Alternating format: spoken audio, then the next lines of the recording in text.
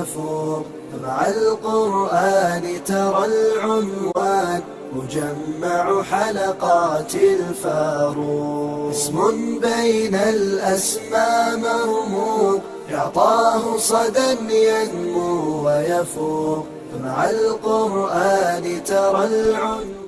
الحمد لله الذي أمر بالصدق في الأقوال والأفعال، وأثنى على الصادقين بالفعل والكمال. وأشهد أن لا إله إلا الله الكبير المتعال، وأشهد أن محمدا عبده ورسوله أفضل من نطق وقال. اللهم صل وسلم على محمد وعلى آله وأصحابه خير صحب وآل. أما بعد، فيا أيها الذين آمنوا اتقوا الله وكونوا مع الصادقين. قد أمر الله سبحانه وتعالى بالصدق في عدة الآيات، وأثنى على الذين يرعون العهد والأمان، وأخبر بما لهم من الثواب الجسيم. فقد قال سبحانه وتعالى: قال الله: هذا يوم ينفع الصادقين صدقهم، لهم جنات تجري من تحتها الأنهار خالدين فيها أبدا، رضي الله عنهم ورضوا عنه، ذلك الفوز العظيم. أيها الإخوة، أحييكم جميعا بتحية الإسلام الخالدة، تحية المسلم لأخي المسلم، ألا وهي قائلا لكم: السلام عليكم ورحمة الله وبركاته. أيها الإخوة، بمن الله تبارك وتعالى وبكرمه أن جمعنا في هذا المكان المبارك الميمونة، ألا وهي جمع TV، وفي قناتنا المباركة، واليوم الذي هو من أفضل الأيام وهو يوم الجمعة، المحاضرة التي تكون بعد صلاة العصر مباشرة. فقد قدر الله لنا اليوم رجوعا جديدا. إذن فأيها الإخوة، عندنا اليوم ضيفين، وهما من أفضل الضيوف الذين هم حفظة كتاب الله سبحانه وتعالى، وهم الذين أثنى عليهم بقوله تعالى: يتلونه آناء الليل وأطراف النهار. وبعد أن فتحت وتطولت عليكم كثير، أعتذر على التطول، فعندي ضيف وهو قد جاء هنا في أيام الماضية، وهو إبراهيم حسري جلو. وكذلك عندنا الأخ الفاضل وهو الشيخ الدكتور أبي الأستاذ ماهر حسري. إذن هو وهما يتعرفان أسماءهما إذا قدمت إليهما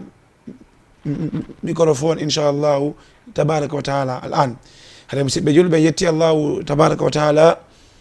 en juuli e dow annabajo makko muhammadin sallllahu alayhi wa sallam. haɗa ɗum ɗo musidɓe julɓe, hande kañum kadi hiɗen jogiti hoɓɓe ɓannanteɗe makko jeeyaɓe ɓurɓe teddude hoɓɓe ɓen ko dow leydi, woni hunjeɓe nde ɗo qur'anul karim no jokki nde jangga nde bimɓe kikiɗe, won allahu tabaraka wa taala mantiri noon fi maɓɓe. innuɗen hoɓɓe ɓeya ɓe rewino ɗo woni ibrahima hushari, ɓe hoɓɓe kañum kadi no inne ma ko mi andi inde maɓɓe ne ko mahir hushari. ala kulli ɓe ala joni ɓe andinen ko honno woni koɓe indete tigiri. ɓawo ɗon haɗa kañum kadi koɓe jammiti kon en acciraɓe ɗum ɗon noddiren ɓe nen noon inde labane, saabu ko Allah o ñiñi ko bi'sal ismul fusuqi ba'da al iman, ko si tawi ko inde lundinde islam. kono amma inde yaadude islam o nde goɗɗo jammidoto ɗum ɗon ko nema e ko ɓuri labede noon. idan noon musidɓe, hiɗen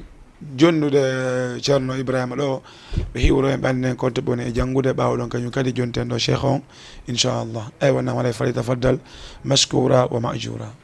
assalamu aleykum wa rahmatullah. haɗalen inne ibrahima husari diallo. la janga dara intero mahdar Khalid ibn Walid lan jiyat yawon pul. أيوة نعم بارك الله فيك وأحسن الله إليك. أيوة نعم شيخ. السلام عليكم ورحمة الله وبركاته. أرمين إن ماهر سيسي ولا ماهر حصري من جانغا مرمز دو من جوجيدون دار من كده من جانا دوم من يالتينون دار انترنا فاستوري كنونيكو من يالتي. ما شاء الله ما شاء الله. الله تبارك وتعالى بيدو غاندانغال إذا نو هاندي كدي لماري تشيرنو بمولانا به. إذا شيخ إبراهيم حصري uddi tan en jondaden e jangangol en Qur'anul Karim. أعوذ بالله من الشيطان الرجيم بسم الله الرحمن الرحيم الذين يجتنبون كبائر الإثم والفواحش إلا اللمم إن ربك واسع المغفرة هو أعلم بكم إذ أنشأكم من الأرض وإذ أنتم أجنة في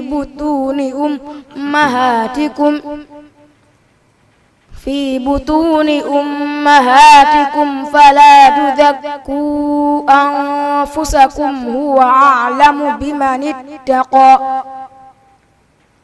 أفرأيت الذي تولى وأعطى قليلا وأكدى أعنده علم الغيب فهو يرى أم لم ينبأ بما في صحف موسى وإبراهيم الذي وفى ألا تذر وازرة وزر أخرى وأن ليس للإنسان إلا ما سعى وأن سعيه سوف يرى ثم يجزاه جزاء الأوفى وأن إلى ربك المنتهى وأنه هو أضحك وأبكى وأنه هو أمات وأحيا وأنه خلق الزوجين الذكر والأنثى من نطفة إذا تمنى وأن عليه النشأة الأخرى وأنه هو أغنى وأقنى وأنه هو رب الشعرى وأنه أهلك عادا الأولى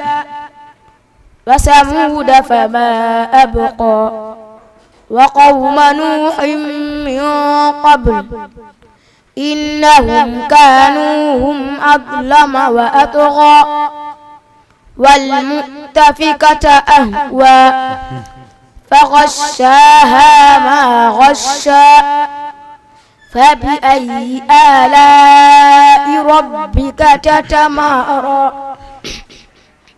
هذا نذير من النذر الأولى أزفت الآزفة ليس لها من دون الله كاشفة أفمن هذا الحديث تعجبون وتضحكون ولا تبكون وأنتم سامدون فاسجدوا لله واعبدوه صدق الله العظيم. بارك الله فيك بارك الله فيك. الله تبارك وتعالى بيدو غندانغال هبنا نسيف بيدو فايبه الله عز وجل أركسين heɓugo zurriya ɓandanteɗama no mofti oɗo Qur'anul Karim no waɗi ɗum ko nder ɓernde maɓɓe musidɓe julɓe hino janga nde umjonde hino gollitira nde ɗo Qur'anul Karim yallah on yoɓuɓe ko moƴƴuɗe joddi Cheikh Ibrahima Hussery yallah on waɗuɓe mawɗo mo andanteɗama ko darantoɗo kaɗo dina ha ñande howri e joomi maɓɓe idan Cheikh hana onon kañum kadi mo benniti on micro o. أعوذ بالله من الشيطان الرجيم لا تحسبن الذين يفرحون بما أتوا ويحبون أن يحمدوا فلا تحسبنهم بمفازة من العذاب ولهم عذاب أليم ولله ملك السماوات والأرض والله على كل شيء قدير إن في خلق السماوات والأرض واختلاف الليل والنهار لآيات لأولي الألباب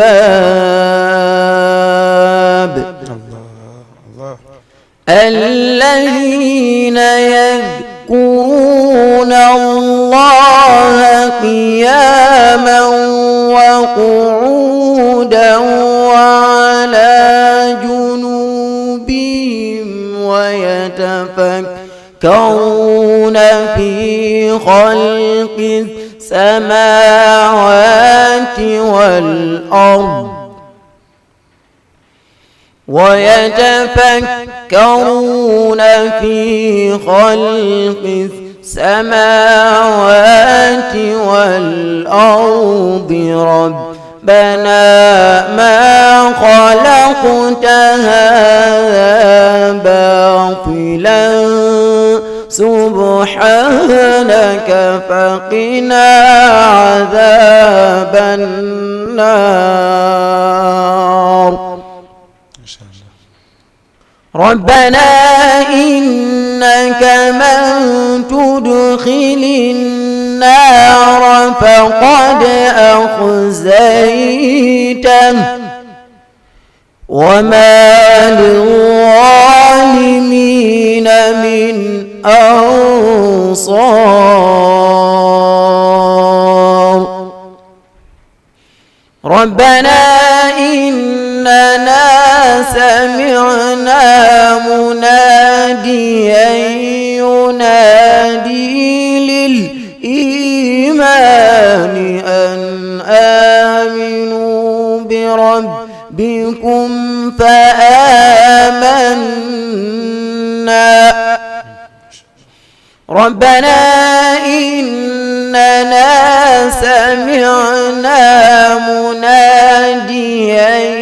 ينادي للإيمان أن آمنوا بربكم فآمنا ربنا فاغفر لنا ذنوبنا وكفر عنا سيئاتنا وتوفنا مع الأبرار ربنا وآتنا ما وعدتنا على رسلك ولا تخزنا يوم القيامة إنك لا تخلف الميعاد صدق الله العظيم. الله ha musidɓe julɓe andi woɓɓe inne wonnedema ma dala husari ala qaydil haya eyyi nam mbimana ceernojo on e joni ni iɓe wuuri kono noon ɓe mayi no neeɓi kono joguinoɓe koɓe joguino kon kadi no lutti iden en wiya ceernojo on e joni ɓe wuuri yallah on sembidane nen cheikh allahu tabaraka wa taala ɓeydo gandal ngal musidɓe nane qur'anu karim nane janggande no iwri e ɓernde no suti e nder ɓerɗe subhanallah musidɓe ɗon andi min ala ko ɓurtanmi welde nande wa jentinowo husari mami heeɗo ceernojo no jangga lala min si mi waɗi émission mi gayni hara mi wi hoɓɓe janggoɓe qur'anu karim ɓe jangi ha ɓe gayni tawi weeli ha musidɓe kono ɓe adnalan noon husari min haare no mankanimi machallah haynam haray jonde nden haray yani mi ñaami ñiiri kono maafe ala to heynam idan noon musidɓe julɓe min he émission ngon haɗɗo goye min haray hatta hoote kono eɗen jogui yewtere seeɗa musidɓe sina ɗum minnen émission ngo ɗo yoni ɓay min on faalanɗe mi heeɓi kono harayno toon woɓɓe moɗon habbitiɓe ko heɓali faale mo kono habbite kadi no woodi janggandeji hedditiɗi heynam ɗi are joni musidɓe ɗo e ɗum noon arde ko yewtere honɗo marɗe hiɗe mari yewtere ko wiyete kon as-sidqu gongugol toɓɓere nannantedema kala bani adam wonɗo ko dow leydi no duwa sifitorde ngal ɗo gollal ɗum si ɓeɗo ceernoɓe windanɓe e nde ɗo yewtere ɓe maaki o ɓe yetti allahu tabaraka wa taala on mo andantedema ko kanko yamiri yimɓe ɓen yoɓe gongu ko konnguli maɓɓe yoɓe gongu ko golle maɓɓe yoɓe gongu allahu tabaraka wa taala manti ɓen yimɓe ɓe andantedema hino tabiti e dow gongugol ngol wondenedema allahu tabaraka wa taala ɓurni ɓen ɗon ko timmingol ɓe allahu tabaraka wa taala ɓurni ɓen ɗon ɓe maki wo ɓe seedo ala reweteɗo e dow gonga nafa rewɗo on lorra mo rewali o si wona allahu tabaraka wa taala wono seedorɗen noon en fof tawtoɗen ɓe wondenedemo deɗuɓe wiyeteɓe muhammad ko jeeyaɗo allahu tabaraka wa taala ko kamɓe kañum kadi ɓuuri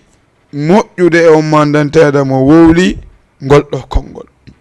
hiɗen juuɗa torono nelaɗon yallah on juulo e dow maɓɓe hisina ɓe e dow ɓe nguure maɓɓe ɗen e noon kañum kadi sahabaɓe maɓɓe ɓen e kara ummandanteɗe mo hino jokkiti e sunna maɓɓe on ha ñande hawre e joomi muɗum ɓawo ɗum ɗo musidɓe julɓe ɓe maki wo ya ayuha alladina amanu ittaqu llaha wa kunu maa sadiqin wono allahu tabaraka wa taala inniri noon ya ayuha alladina amanu ittaqu llaha wa kunu maa sadiqin ko onon yoɓeɗo gonɗinɓe hule allahu tabaraka wa taala wondon e gonguɓe ɓen wondon daron weldiɓe nabidiɓe joɗoɗaɓe gollodiral nabidal ɓe kala noone ko waɗa ton moodi wonde e gonguɓe ɓen wa kunu maa sadiqin jaalana llahu min asadiqin yallah on tawnen e maɓɓe ɓe maki wo faqad amara llahu bisidqi fi iddati ayat allahu azza wa jalla yamiri jiyaɓe ɓen e gongugol e yoga e aaje ɗandanteɗo mo no heewi ko allahu tabaraka wa taala yamirtaɓe yoɓe gongu wona noon kañum kadi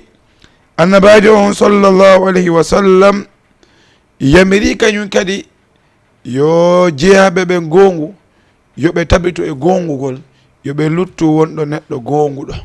ɓe yiyata ko boni si wona ɓe darato konko boni ɗon yo iw kamɓe ɓe yiyata lorro si wona tun kamɓe ɓe laatoto koɓe gonguɓe to andi allahu inni la yanhakum llahu an alladina lam yuqatilukum fi ddin wa lam yukhrijukum min diyarikum an tabarruhum wa tuqsitu ilayhim ko waɗi inna allaha yuhibbul muqsitin hay ɓe mbandanteɗama ko heeferaɓe ɓe annanteɗama haaɓe daale moɗon ɓe yaltinalen ko galleji moɗon ɓe dartaki dina mon ɓe sakkaki dina mon allahu azza wa jalla haɗali on yo nunɗe e maɓɓe ko waɗi allahu inni kanko mo yiɗi nunɗuɓe ɓen inna allaha yuhibbul muqsitin mo yiɗi nunnuɓe ɓen. Idan noon si tawi allahu tabaraka wa taala yamiri en ye nunɗu hakkude heferaɓe ɓen ko honɗum wiwɗen hakkude julɓe ɓen julɓe. Si tawi allahu inni o haɗata yen iggu welde nabiden e heferaɓe ɓen nunɗen kañum kadi hakkude men e maɓɓe ko honɗum inɗen noon hakkude noon julɓe ɓen. famin babil awla haɗa ko ɗum ɓuuri handude e nunɗugol. wa akhbara fi iddati ayati wasna ala alladhina yar'auna al ahda wal amana. allahu tabaraka wa taala manti wowli fi ɓe ɓandanteɗama ko renoɓe hoolare ɓe reena haldigal ngal ko ɓen allahu tabaraka wa taala inni walladhina hum bi shahadatihim qa'imun ma walladhina hum bi amanatihim ra'un. yani hoolare ko ɓe hoolete kon ɓe aynitay ko ɓeɗo nelaɗon sallllahu alayhi wa sallam maki alamade accitugol angal renugol hoolareji ɗin tawa nunɗale muɗum no jeeya alamade nafiji. neɗo maki e riwaya ɗiɗi hadith go ayatul munafiq 3 nokku go ayatul munafiq 5 simi fayali amma tammo ɓe maki idha hadatha kathaba si o wowli e nder yewtere makko nego fenayi. wa idha wa'ada akhlafa si o fodi o lundo. wa idha tumina khana si o hoolama o janfo. e yii idan renugol ma yebugol hoolare hino jeeya e alamade nafigijo ko ɗum nelaɗo maki fa idha duyinatil aman fantadiri saa. si tawi dargal ngal si tawi yehi ha hoolare nde yebama haray habbito dargal. la subhanallah. est ce que nani fa idha duyiatil aman si tawi tum hoolare nden yebama fantadiri saa habbito dargal no daro. aw wiya dargal darike ko yimɓe heewuɓe feendoɗoɓe andanteɗamo no halfire hoolare ɓe yeeɓa en wawata andude koɓe jelo ko hombo hoolete gollal yo gollu fuɗɗoɗen tawa enen ko jokkuɗen kon janngingol ngol a ɗaɓɓay jannowo yo o jannu siɗa ton o wakkilo machallah so andi ustad en yalti o jannata o ƴetta e rewtagol o accida feɓɓen o rewtinta o huññinta ma aa accina oɗo yo o new feɓɓen yo aynu feɓɓen haɗa ɓe pirali haɗa ɓe heɓali. so ustad en ton o wakkilo o doga ley e dow so ustad en yalti o tefata o haajatake. ɗum ɗon wona renugol hoorare yo taw nde ustad e won ɗon nde ɓe ala ɗon fof ko goto nelaɗon ko ɗum ɓe maaki. si ari noon ha tawi hoolare saabu ko hoolare sakkitete accitede. si tawi no yeehi ha nden hoolare ɗon musidɓe julɓe accitama nelaɗon maaki idan haara fantadiri saa habbito hoolare ko ɗum allahu tabaraka wa taala humpite en joddi tekkudi molanani ko hiblani ɓe mbandanteɗama ko sifitorɓe ɗeɗo golle. allah won inni honɗum qala allahu hadha yawmu yanfa'u sadiqina sidqahum. allah inni ndeɗo woni ñalande ay hadha alyawmu alladhi sayanfa'u sadiqina sidqahum bi a'mali fi dunya alladhina kanu yasdaqun hadha alyawmu alladhi وهو يوم القيامة سينفعهم. لماذا يا رب؟ لأنهم كانوا صادقين. نيرو نيلاند حند الله إني قال الله هذا اليوم نيرو نيلاند درنغل ينفع صادقين صدقهم. ني نفاي غونغو بيبن غونغال كو بي غونغو نوكم صدقهم. لهم جنات تجري من تحتها الأنهار. بيدو نو ودني بتاو جودي على نوندum aljanna mandanteɗa mo no dogale muɗum canɗi no iwra ley ƴawra dow. canɗi aljanna ɗin kañum wona yoɗi iwu dow ɗi jippo ko yoɗi iwru ley ɗi ƴawra dow. musidɓe julɓe tajiri min tade alanhar allah inni ɓe naɗuɓe kande aljanna khalidina fiha abadan ko to woni ko nder to woni koɓe luttinte pooma ɓeɗo ɓe yaltintake ko aduna ha lendin tagge fi hon ɗum ko waɗi radiyallahu anhum. allah on welama e maɓɓe ko waɗi ɓe gonguno. allah on welama e maɓɓe renare ko ɓe halfinano kon ɓe gonguno. radiyallahu anhum waradu anhu kamɓe kadi noon allah on dandiɓe lette kaburu, allah on dandiɓe lette dargal, allah on dandiɓe lette yiite, allah on yafanike ɓe naadiɓe janna, kamɓe kadi waradu anhu ɓe weltanike allah on ko allah on waɗani ɓe ɗiɗo moƴƴireji fof, kamɓe kañum kadi ɓe weltano allahu tabaraka wa taala. ko ɗum waɗi si gongol ngol annabajo on sallllahu alayhi wa sallam no makani hadith manantedema ko ibnu mas'udi radiallahu anhu fillimo ani nabi o ƴetti ɗum e annabajo on sallllahu alayhi wa sallam ɓe maki o inna sidqa yahdi ila albirri wa inna albirra yahdi ila aljannati wa inna arrajula la yasduqu hatta yuktabu inda allahi siddiqan wa inna alkadhiba يهدي إلى الفجور وإن الفجور يهدي إلى النار وإن الرجل لا يكذب حتى يكتب عند الله كذابا متفق عليه. بجول بي النبي صلى الله عليه وسلم ماكي في كوكو ويته غونغول بماكي إن الصدق نغونغو غونغول يهدي إلى البر ɗum ɗon no fewna jeyaɗon e ɗiggere, no fewna jeyaɗon e moƴƴere, hino wallito may tabitugol yahdi ilal birri wa innal birra no ɗiggere yahdi ilal jannati, si goɗɗo duumike gongugol ha maayi ɗum ɗon no yottinamo ko nde aljanna. wa inna rajula no neɗɗo la yasduqu himo gonga hakkude makko e yimɓe ɓen, hakkude makko e allahu tabaraka wa taala o gonga. ko honno goɗɗo gongita hakkunde mum e yimɓe ɓe, ko kala mo gollondirta gollodiral ma gollodiral laaɓodiral hara wona yon unu su'udiron le narki laala, ko yon gollodiral laaɓugal. si on waɗi ɗum tun barke kin heɓoto, siko yeeyugol sooda gollodiron yeeyidiron soodidiron e hakkude no laaɓiri. ko ɗum waɗi annabajo on sallllahu alayhi wa sallam no makanen fiɓen ɗon ɓe maki albay'ani bil khiyar fa in sadaqa wa bayyana burika lahuma fi bay'ihima, ɓe maki wo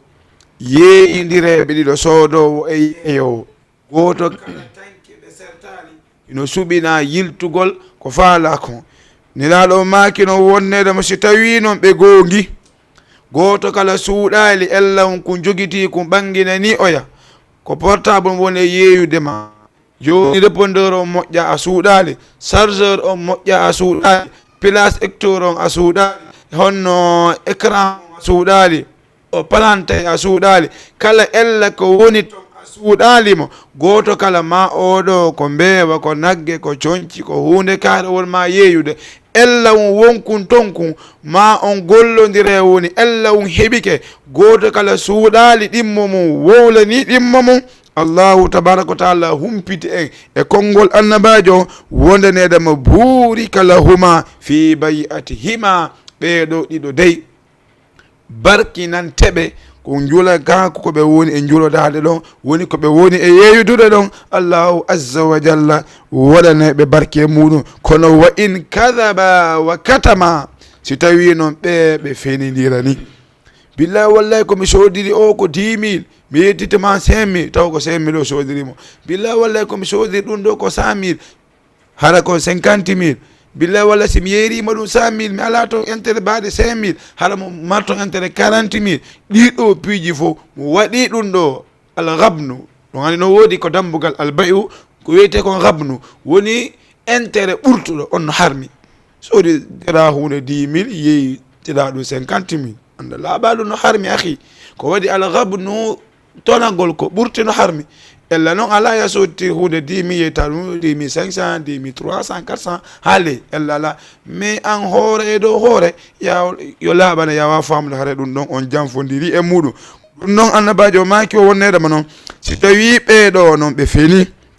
ɓe suuɗi muhiqat barakatu bay'ihima, ɓe maki noon haare dey mehede monte munce barki koɓe woni e yeeyodirde ko. si tawi ɓeɗo ɓe suuɗudi ko ɗuneyaɗo maki o inna rajula no neɗɗo on la yasduqu himo gonga hatta yuktabu inda allahi siddiqan, ha o winde ko allahu tabaraka wa taala ko gonguɗo. wa inna alkadiba habbe musidɓe si neɗɗo gongi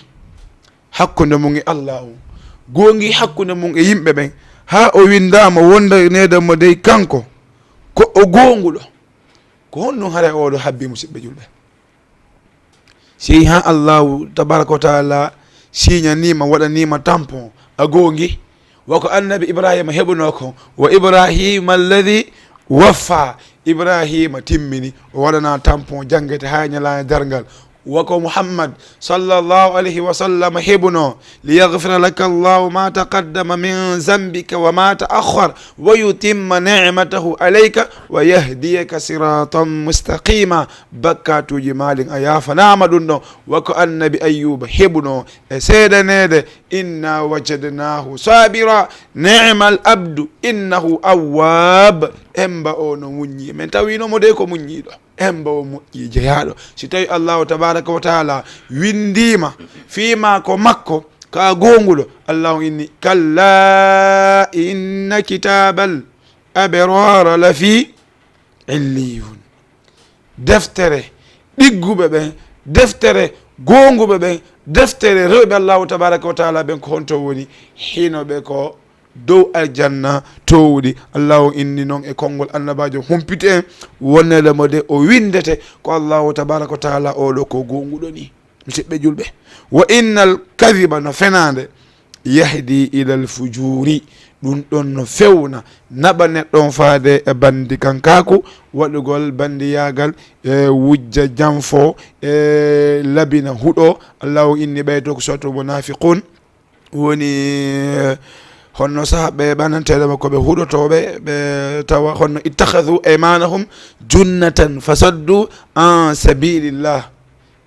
honno de ikke ɗon innahum sa'a ama kanu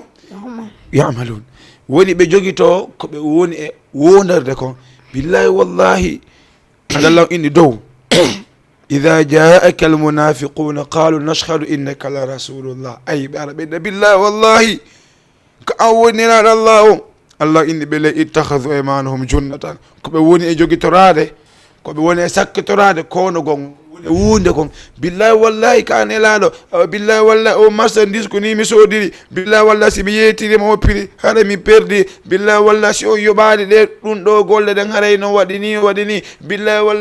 wallahi Allah inni he fala tuti kulla hallafin mahin hamma masha'in binamin manna'in lil khayri mu'tadin athim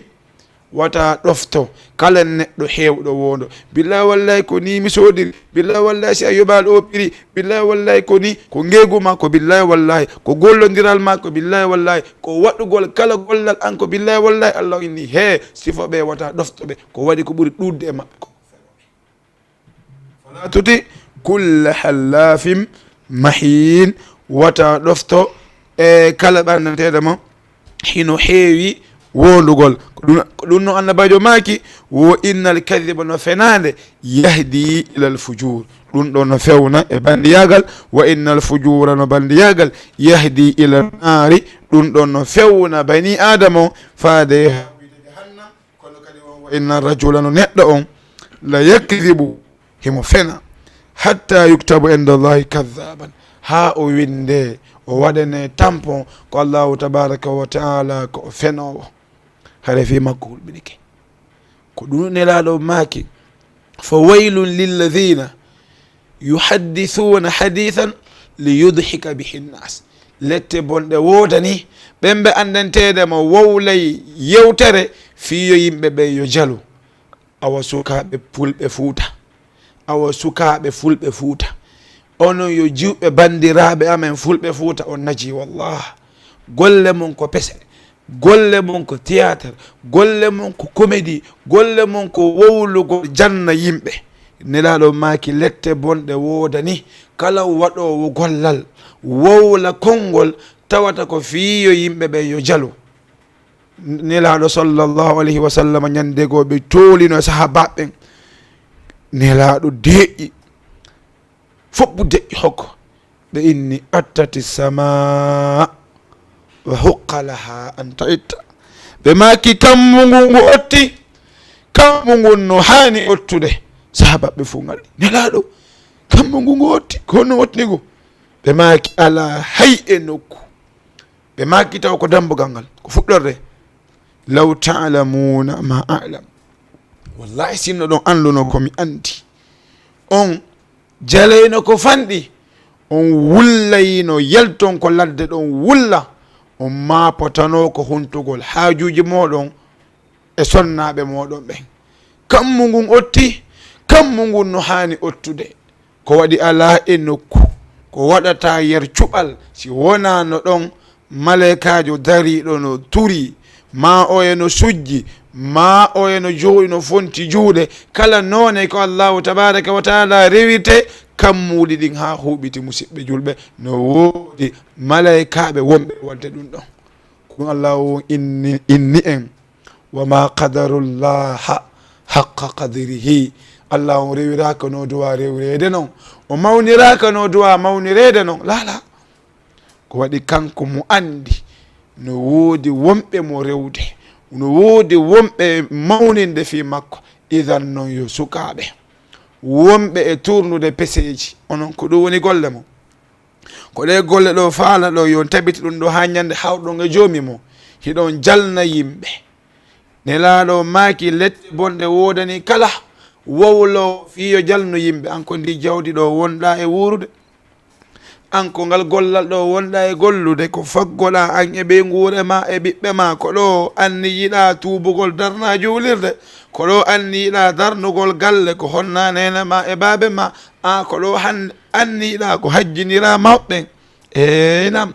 ko waɗi fa zayyana lahum cheytan suu amalihim cheytan cuurinaniɓe golleji maɓɓe bonɗi ɗin ko ɗum waɗi feeno ɗon a famay wonneɗema machallah komin woni wonɗo e tawu ɗon fenɗo komin woni boye tawu ɗon komin woni fewndi ɗon fof no yiɗimi vidéo janni no wadde percé wino darede machallah lan heɓude abonné lan heɓude like lan heɓude commentaire lan heɓude ɗi fof he awa emba ɗum ko welo welo emba mi weltike emba ɓernde an ɓuuɓi jokka ɗum ɗon an yo bandirawo an kadi ko honɗum woni golle ma ko ɓoolagol ha laaɓa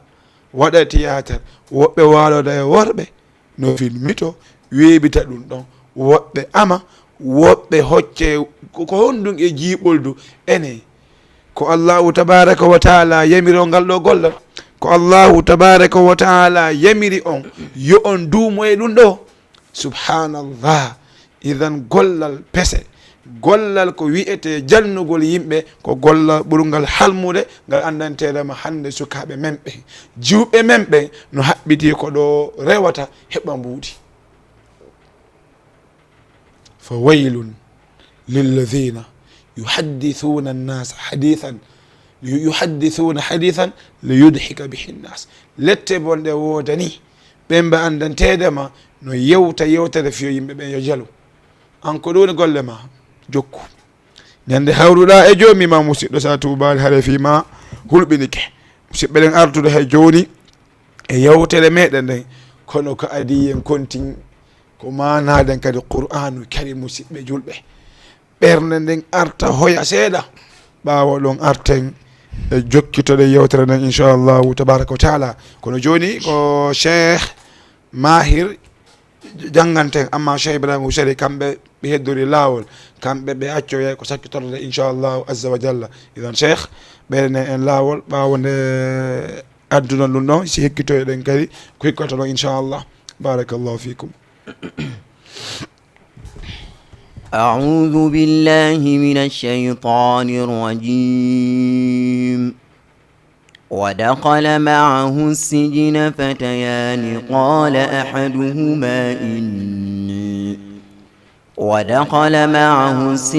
فتيان قال أحدهما إني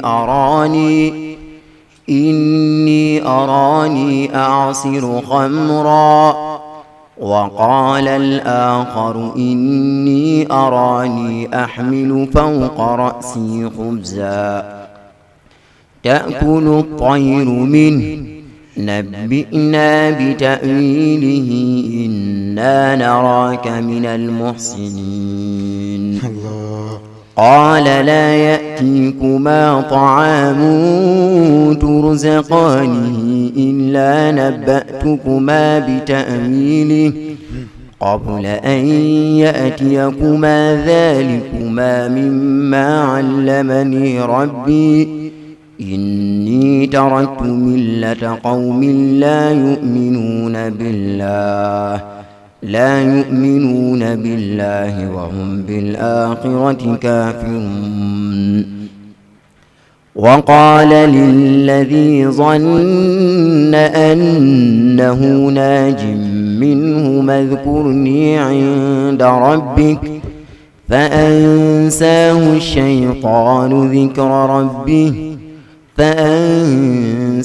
الشيطان ذكر ربه فلبث في السجن بضع سنين. وقال الملك إني أرى 7 بقرات سمان يأكلهن 7 عجاف و7 سنبلات خضر وأخر يابسات. الله يا أيها الملأ أفتوني في رؤياي إن كنتم لرؤيا تعبرون. الله قالوا أضغاث أحلام وما نحن بتأويل الأحلام بعالمين. ما شاء الله ما شاء الله. وقال الذي نجا منهما وادكر بعد أمة أنا أنبئكم بتأويله فأرسلون. الله. يوسف أيها الصديق أفتنا في 7 بقرات سمان يأكلهن 7 عجاف و7 سنبلات خضر وأخر يابسات. الله. لعلي أرجع إلى الناس لعلهم يعلمون.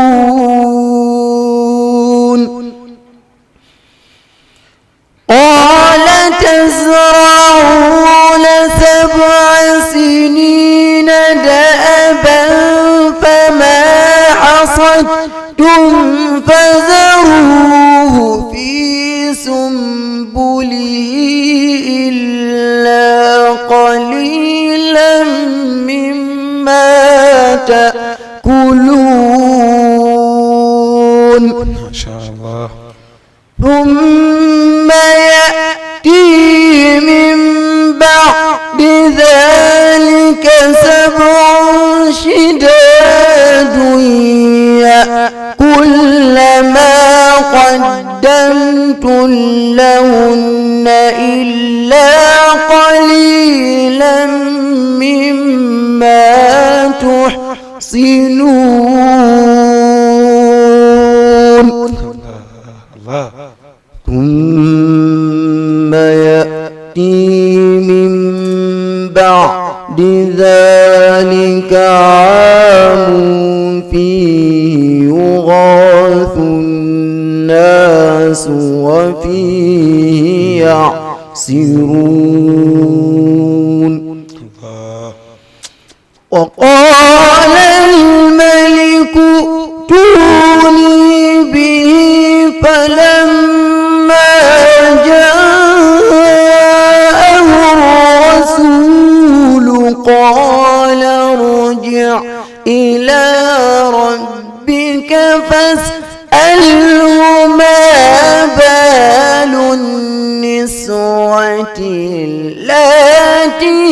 قطعن أيديهن وقال الملك ائتوني به فلما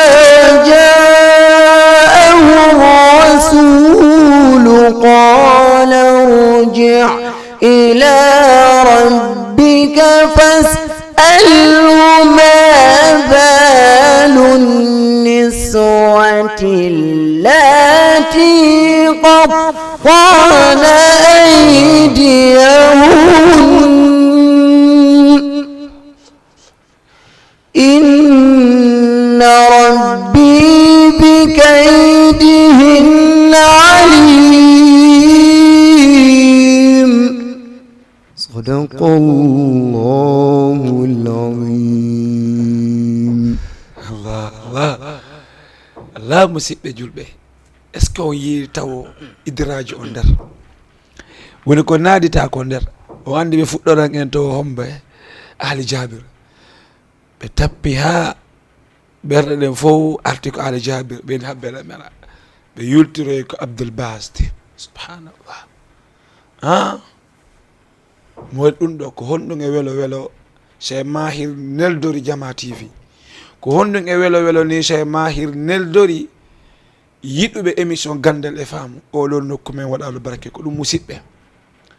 jogue émission o joguitane émission o meɗen tori on ono hikkorɓe ɓen ko Facebook partage ne hikkorɓe ɓen ko YouTube heɓɓe liye on yo partage en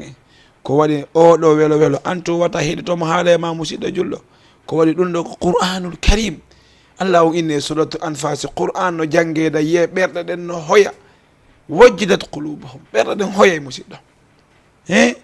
yallahu tabaraka wa taala waɗu en ahlul Qur'an ɓen ɓe andanteɗama hum ahlullahi wa khasatuhu musidɓe julɓe wallahi Qur'an min on dey mi heɗota ko sifa ɗum ɗo haaɓi haaɓa soko sago an ko eɓe janngutu kono la feere ala kadi waktu no woodi ko ɗum waɗi wa illa hare Qur'an no weli ɗum Allah on inni en walaqad yassarna alqur'ana lidhicri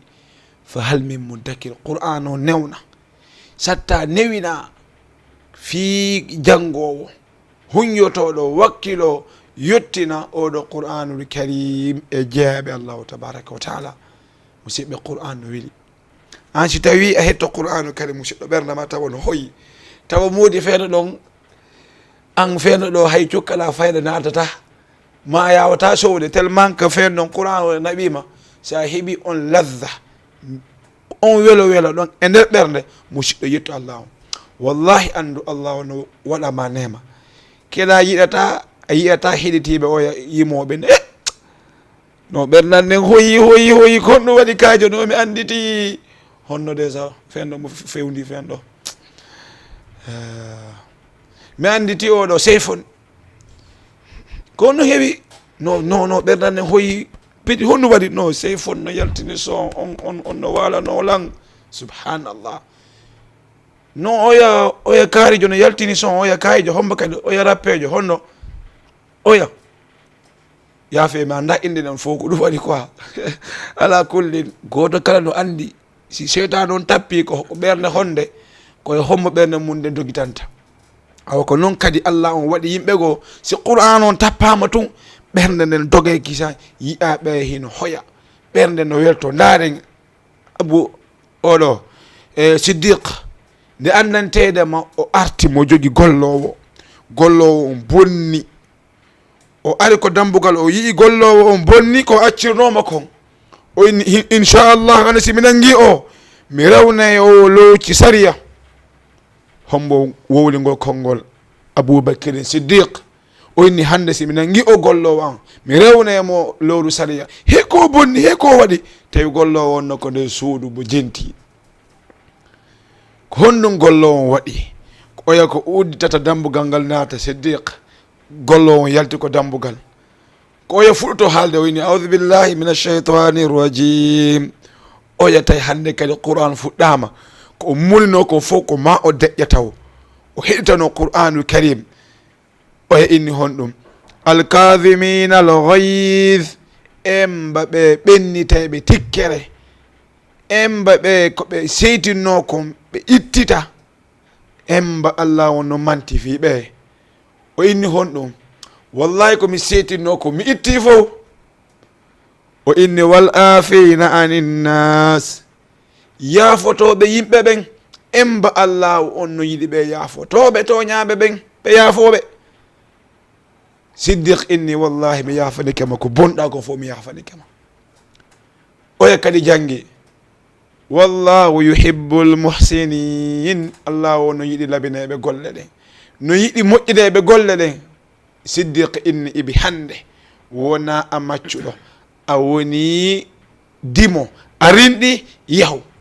mi accitima hande kañum kadi a hetti hoorema a jeeyi hoorema yahu ndaaru oɗo musidɗo ko qur'an aaje seeɗa jangga o waɗi nde moƴƴire ɗo fof ɗum min noon no e woodi yimɓe ɓe tawata so qur'an hewti ko ɓernde maɓɓe ala ko wowlata si wona kamɓe feendo ɗo moodi qur'an on wari ɓernde nden ha ɗaati sa heeɓi ɗum e ɓernde musidɗo yettu Allah on ko nema noon kono si tawi an ko 50 cent heeɗi totoɗa ɓernde ma nden arta Bob Marley hande ko 11 mai ko ma men pooɗa sigo honno drogue winguide hande haray ko jour amen quoi haray peti andu a bonirama bandirawo non hande ko jara saforay subhanallah jara saforay a julɗo Maryama jara saforay Ibrahim jara saforay honno tawa onon ko ɗi ferji ɗo tawa ma pintaw subhanallah idan afa llahu amma salaf yo Allah on yafano musidɓe meɗen ɓe yafano enen kañum kadi artire ɓe kaɗo dina musidɓe julɓe yewtere men nden ko woni honɗum ko asidqu ko gongugol haray ko ɗum ɗo woni yewtere meɗen nden asidqu gongol ngol idan noon ko wiyete gongugol mandanteɗama se daari oɗo wiyeteɗo Abou Soufiane kanko o yahuno e nokku oɗo lanɗo wiyeteɗo Hirakle ɓay o hewti lanɗon ko kefeero Abi Soufiane fen noon ko kefeero Touba tawo wo on ɗon zaman kono tellement que kamɓe koɓe andi gongugol haccinaɓe julɓe tawi ko maɓe gonga musidɓe julɓe sakkitoren oɗo qissa on ɓe jonde ɗen e janggal ngolen Qur'anul Karim musidɓe waynto ɗen woni honɗum Hirakle inni ene ko ayyo Abou Soufiane Muhammad minanino ari ko mon wo ko o nelaɗo ko honɗum wolta e makko inni de mimmi wolata e makko si wona gonga menen men anda fenade haysi tawi noon ko o woni ko mi jaɓa kono mi wolta si wona gonga o inni wowlu o inni de yaqulu ubudullah wahdahu ko woni e wiide men ko rewe Allah wontum wala tushriku bihi shay'an woton kafidu hay e hunde watruku ma ya'budu aba'ukum accite konko woni rewde babiraɓe moɗon ɓen wa ya'muruna bisolati mo yamira men juulu wasidqi mo yamira yomen gongu wata men fenu wal ifaf mo yamira men yomen nefino e ko hanmi ko men acca wasilati mo yamira men yomen jokku enɗan wata men caƴu enɗan ko ɗum ɗo de mi andirimo subhanallah kefeero feendo ɗon irritano julɗo moƴƴereji ko andirimo subhanallah enen ko yen yiiru musidɗo men julɗo moƴƴere suuɗen ɗum ɗon farjere wum gootum jama on jikkinorowo jikku cooƴi ƴetta farjere nde o farje nden saka ko réseau ji kaari waɗi hunde kaari waɗi hunde kaari waɗi hunde kaari woɓɓe ɗaɓɓa ɗon buzz woɓɓe ɗaɓɓa ɗon abonné woɓɓe ɗaɓɓa ɗon zemji woɓɓe ɗaɓɓa ɗon honɗum yoɓede mbuuɗi tawa ɓe imin ɗeɓula wadde vidéo ji ɗa woola fi dina a farjali hay inde wotere ma ko farjuɗa kon wona farjireji andanteɗama ko molanaɗi ko andanteɗama tum bani adama wopata farjude ɗum ɗon sifori noon farjireji hawriɗi ɓe yiya ɗin ɗon ɓe deƴƴa ɗum fof ɓe wolata kono si innama a fajji tum fajjere mo wolnade exemple no famiro hande yiyama ustade nanguidama e jiwol la ilaha illallah waliyas billah hande ustade yiyama vidéo ɓe amude la ilaha illallah ustade hande yiyama vidéo ɓe fimude la ilaha illallah yallah dande ustade yiyama hande vidéo ɓe salminde jiwo la ilaha illallah yallah dande réseau ji ɗi fof ko ɗum wowlata Facebook ko ɗum YouTube ko ɗum TikTok ko ɗum Twitter ko ɗum Instagram ko ɗum kala wo mo none ko anduɗa ko ɗum woni ko naɗete e sadiji ko ɗum woni ko ɓe uddata live wowla fi neɗɗo goto no wirti ko fi hon ɗum ko ɓay mo andirano himo moƴƴere ɓay mo andirano himo jokki ko moƴƴi kono ɓay ɓe yimo farjere o gotum hande kadi moƴƴereji ɗin fof kamɓe ɓe bugoɗi ɓe ƴetta kon ɗon so tawi Allah o sifitorano kala bani adama faljay si o falji ɗum ko hakkude makko e jomirawo woni wona hakkude ma an wonde ɗaɓɓude viiji ɗaɓɓude abon ɗaɓɓude ɗuma kono ko ma ɓe jikkinoro jikku cowƴi ɓe jatta ɓe yaltina ellaji musidɗo maɓɓe on ibi ɓe fuɗɗi yiwde émission makko diina walla hunde kala walla hunde ka ono janga qur'anu karim ono janna ono waajo ma o ino rewa Allah ma on jokki ɗum ɗum ɗon fof ɓe deƴƴey ɓe famine ɓe ala yiwde kunko ala nafa koɗo ñande o waɗi ɗo ɗerel la ilaha illallah musidɓe yallah o dande wallahi renteguenen ɓe sukaɓe onon ɓe curbaɓe wonɓe tigguiɗe sifitoriɓe diina sukaɓe sifitoriɓe diina rente moƴƴa ko waɗi hiɓe huule noon ni on waɗay tumɓe accita piw e dow moɗon piw on fof koɓe waɗu vidéo ji teƴa tokka nadama ko internet kan wolno hunde kaari hande hino wonnama var hanki kanko wonno hunde kaari hande hino ko waɗi hanki kanko wonno hunde kaari hande hino ko waɗi ko ɗum ɗo ɓe habbi e maɗa allah o inni pourtant wama ursilu alayhim hafidin on imminaka yo on aynu gardon ɓeɓe andanteɗama ko jangguɓe ma ɓe yiɓɓe siftorɓe dina kono ɗum ɗo ko ɗo tawɗen ko ma muñe wono cheikh mouhammad bin abdoul wahab makiri noon a sabru alal adha fihi on to ko ma muño lorraji heɓayɗi ɗi ko waɗi heɓay woode aybinoɓe woode sabotoɓe woode yennoɓe kono koye hoore ɗum ɗo fof koyo muñe ha ñande tawoyɗen joomi meɗen hiɗen naɓori dina meɗen hisi musidɓe julɓe haɗa ko ɗo woni ko yewtere meɗen nden raɓɓinɗinɗen e mayre kala o ko tawi feewi e muɗum no iwre allahu azza wa jalla woɗɗitiɗo farjere dandinɗo annabajo maɓɓe on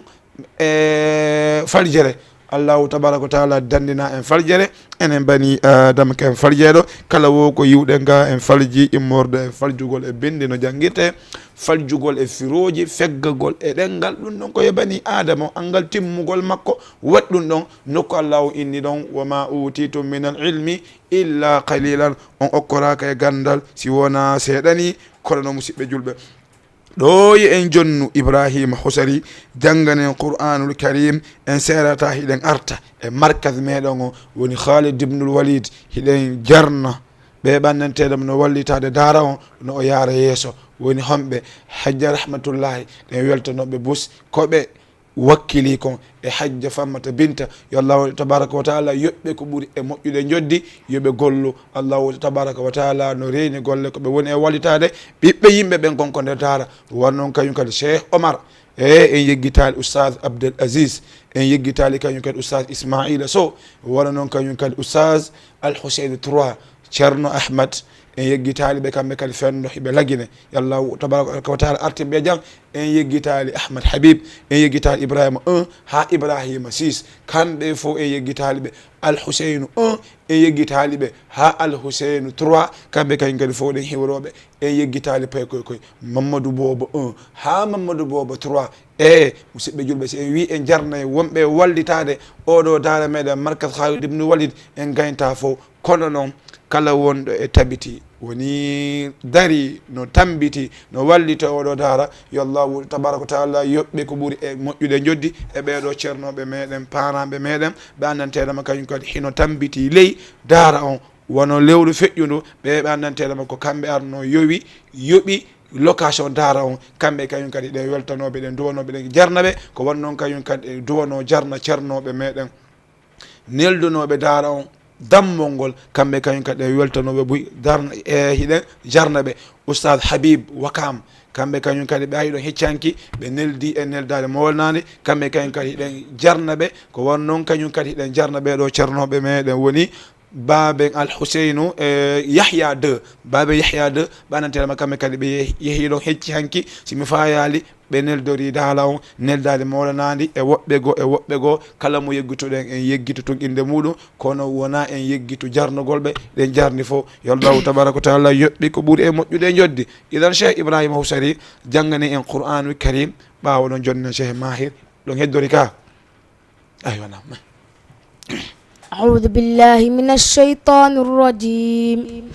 بسم الله الرحمن الرحيم إن الله لا يستحيي أن يضرب مثلا ما بعوضة فما فوقها فأما الذين آمنوا فيعلمون أنه الحق من ربهم وأما الذين كفروا فيقولون ماذا أراد الله بهذا مثلا يدل به كثيرا ويهدي به كثيرا وما يدل به إلا الفاسقين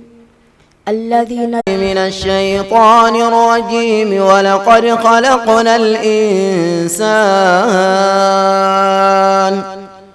ولقد خلقنا الإنسان ونعلم ما توسوس به نفسه ونحن أقرب إليه من حبل الوريد إذ يتلقى المتلقيان عن اليمين وعن الشمال قعيد ما يلفظ من قول إلا لديه رقيب عتيد وجاءت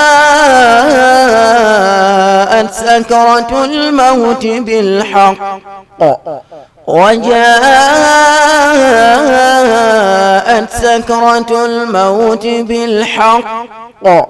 ذلك ما كنت منه تحيد ونفخ في الصور ذلك يوم الوعيد وجاءت كل نفس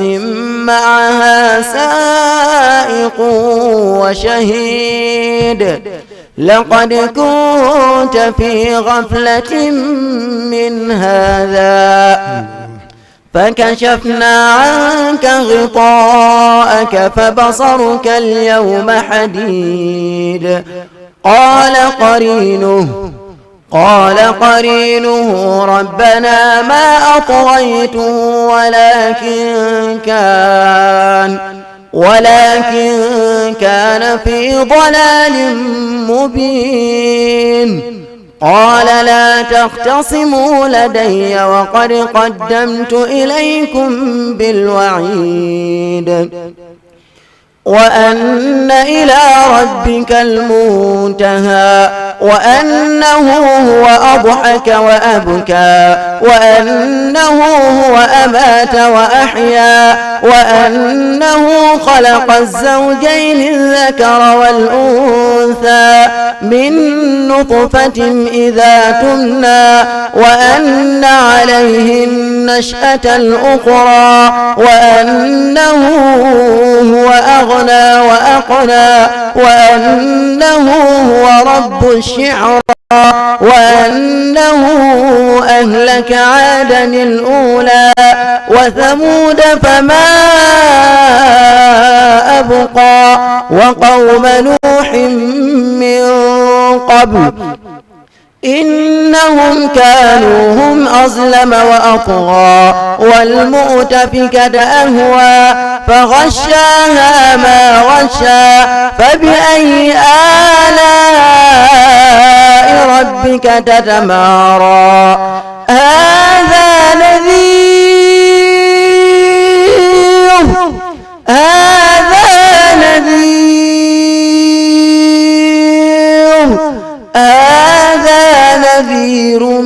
من النذر الأولى أزفت الآزفة ليس لها من دون الله كاشفة أفمن هذا الحديث تعجبون أفمن هذا الحديث تعجبون وتضحكون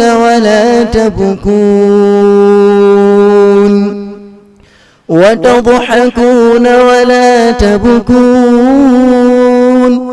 وأنتم سامدون فاسجدوا لله واعبدوا صدق الله العظيم. ما شاء الله ما شاء الله. إذن on weltanama bus